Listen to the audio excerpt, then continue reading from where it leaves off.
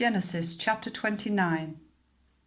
Then Jacob continued on his journey and came to the land of the eastern peoples.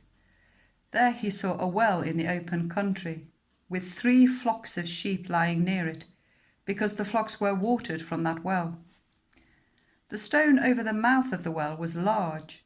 When all the flocks were gathered there, the shepherds would roll the stone away from the well's mouth and water the sheep.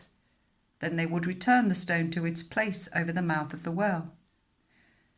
Jacob asked the shepherds, "My brothers, where are you from?" "We're from Haran," they replied.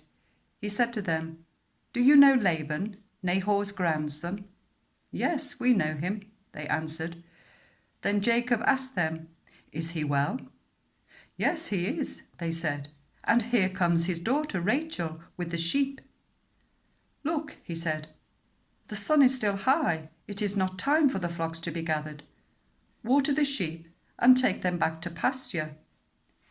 "We can't," they replied, "until all the flocks are gathered and the stone has been rolled away from the mouth of the well. Then we will water the sheep." Whilst he was still talking with them, Rachel came with her father's sheep, for she was their shepherd. When Jacob saw Rachel, daughter of Laban, his mother's brother, and Laban's sheep, he went over and rolled the stone away from the mouth of the well and watered his uncle's sheep. Then Jacob kissed Rachel and began to weep aloud. He had told Rachel that he was a relative of her father and a son of Rebekah, so she ran and told her father. As soon as Laban heard the news about Jacob, his sister's son, he hurried to meet him. He embraced him and kissed him and brought him to his home, and there Jacob told him all these things. Then Laban said to him, "You are my own flesh and blood." After Jacob had stayed with him for a whole month, Laban said to him, "Just because you are a relative of mine, should you work for me for nothing? Tell me what your wages should be." Now Laban had 2 daughters. The name of the elder one was Leah, and the name of the younger was Rachel. Leah had weak eyes, but Rachel had a lovely figure and was beautiful. Jacob was in love with Rachel and said, "I'll work for you 7 years in return for your younger daughter Rachel."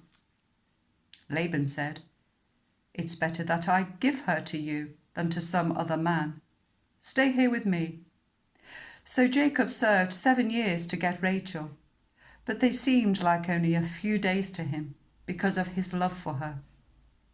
Then Jacob said to Laban, "Give me my wife, my time is completed, and I want to make love to her." So Laban brought together all the people of the place and gave a feast. But when evening came, he took his daughter Leah and brought her to Jacob, and Jacob made love to her. And Laban gave his servant Zilpah to his daughter as her attendant. When morning came, there was Leah. So Jacob said to Laban, "What is this you have done to me? I served you for Rachel, didn't I? Why have you deceived me?"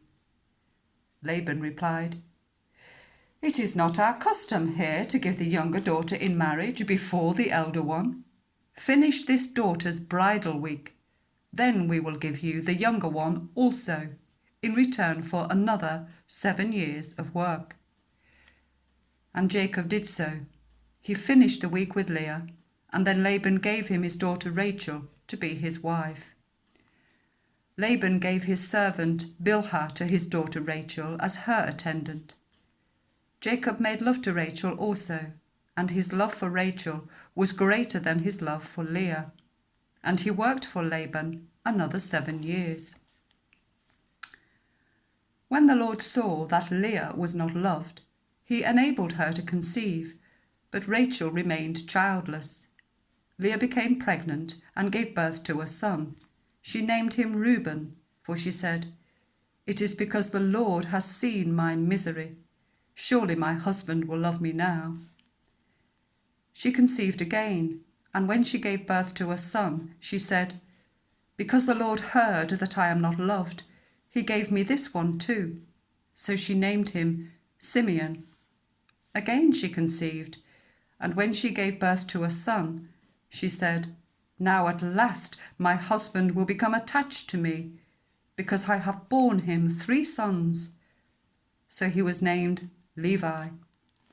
She conceived again, and when she gave birth to a son, she said, "This time I will praise the Lord."